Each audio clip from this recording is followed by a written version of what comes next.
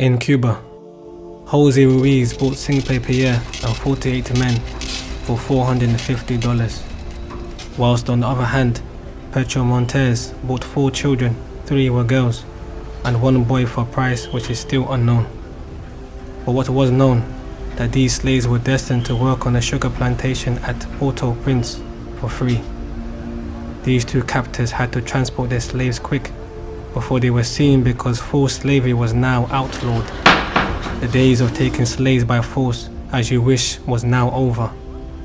But if you wanted to breed your current livestock, as they called it, to give rise to more working slaves, then you could do as you please. For slavery became an institution intertwined in the ancestral DNA of the Africans. Master, I don't hear you. If we work for you small, you do make we free, like Yusuf, not also? Don't be absurd, boy. Your kind are slaves by decree, insisted by the God of the slave Bible. Run along. We'll make use of you, don't worry. Ah, Jonathan, did you see this one speaking English? Bless him. I commend his efforts. As it was written, slaves, obey your earthly masters with respect and fear, and with sincerity of heart, just as you would obey Christ.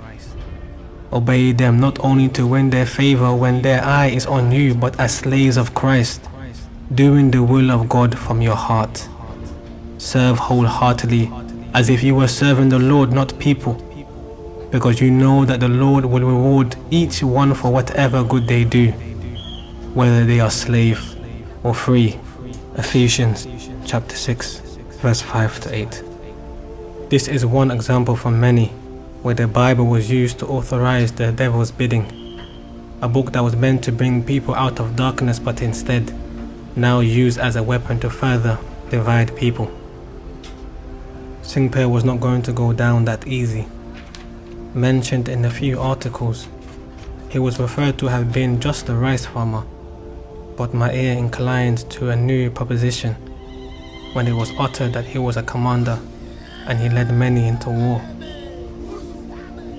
The Amistad, meaning friendship in Spanish, sailed on June 27, 1839, with a crew consisting of the Captain Ferrer, 2 Spanish crewmen, a Creole slave called Antonio, and a mulatto slave referred to as the cook.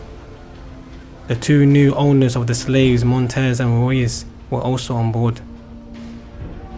The cargo on the ship was insured for $40,000. Ruiz insured his 49 slaves for $20,000, while Montez insured the 4 children for $1,300. Article the 7th.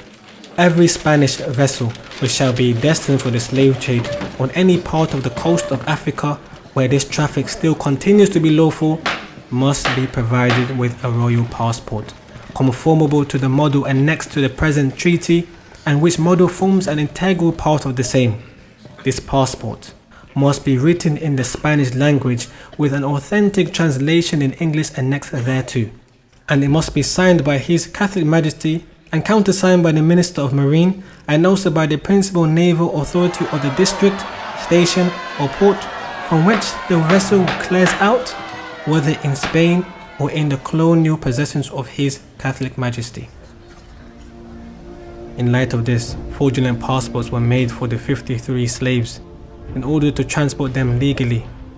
The slaves had new names and birth certificates suggesting that they were all born in Spanish territories. This is where Sengbe Pieh became Jose Cinque. But there was a slight problem. None of the slaves spoke Spanish. So how could they be passed on as Spanish-born and bred slaves? The smell of corruption was rampant in the air.